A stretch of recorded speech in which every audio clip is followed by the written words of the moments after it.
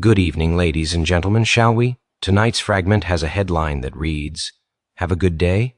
And the body of this short fragment reads as follows. Yes, I did. I did have a good day. I always have a good day. Now, I don't always like the day that I have. But at the end of the day I have is always good. It is always a good day. Thanks for asking. Let us take this seriously. Not as the kind of idle talk you hear at the checkout line, or from a polite stranger passing by, but as a small theological proposition dressed in denim.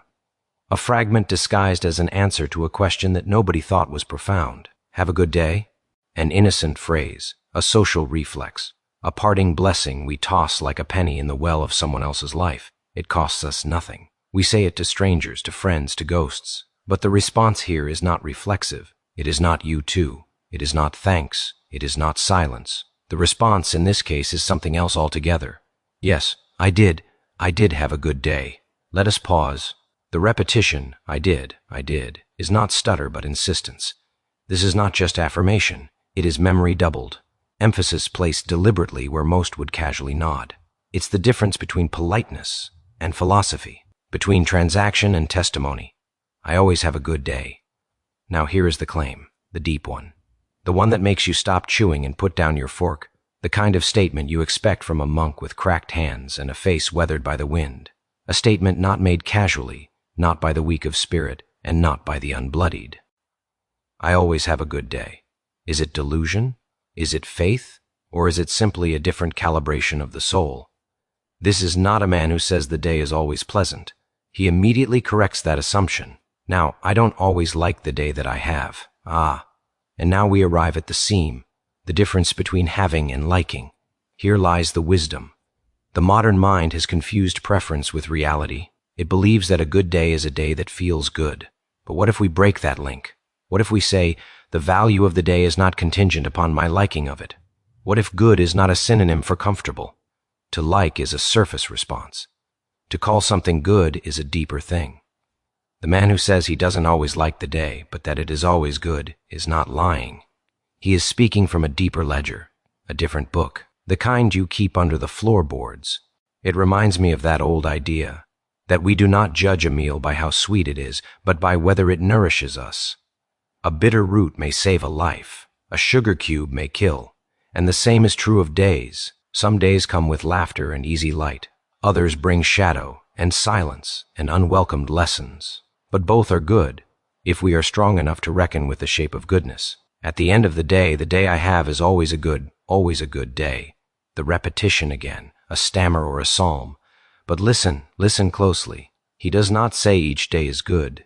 He says the day I have is good. It is not an abstract evaluation of the calendar.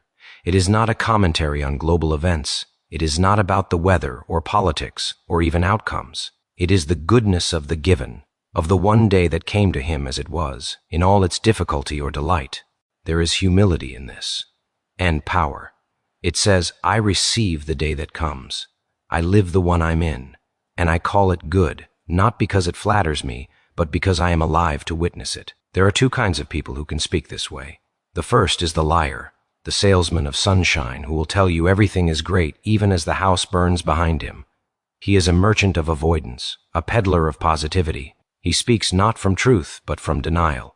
But the second, the rarer one, is the man who has suffered and come through it and learned to hold the day without flinching.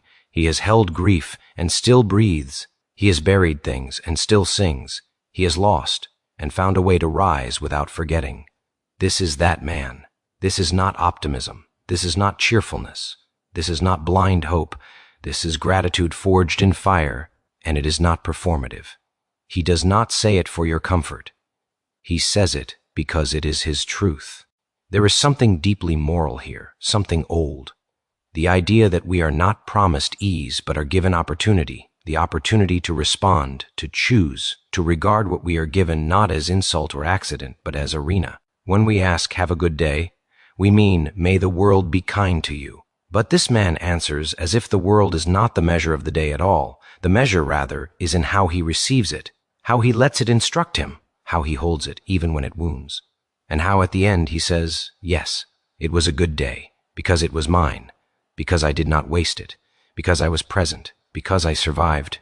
because I saw something, learned something, remembered something, or simply endured. There is a passage, I do not recall where, from an old mountain preacher who said, "Any day above ground is a good day." And while that carries truth, this fragment goes further. It says, not only is it good to be alive, but the day I am alive in is good. Not because I control it, but because I live it. That is a different orientation, one that has moved past craving and into stewardship. So often we speak of good days as if they happen to us, like weather systems, like luck. But here, the goodness is not passively received. It is declared. The day is good because I meet it as such. I name it good, even when I don't like it. And maybe, at the heart of this fragment, is the secret to joy, not pleasure, but joy. Joy that can coexist with sorrow. Joy that does not demand constant agreement with circumstance. To be able to say, I don't always like the day, but it is always good, is to have climbed a tall ladder inside yourself.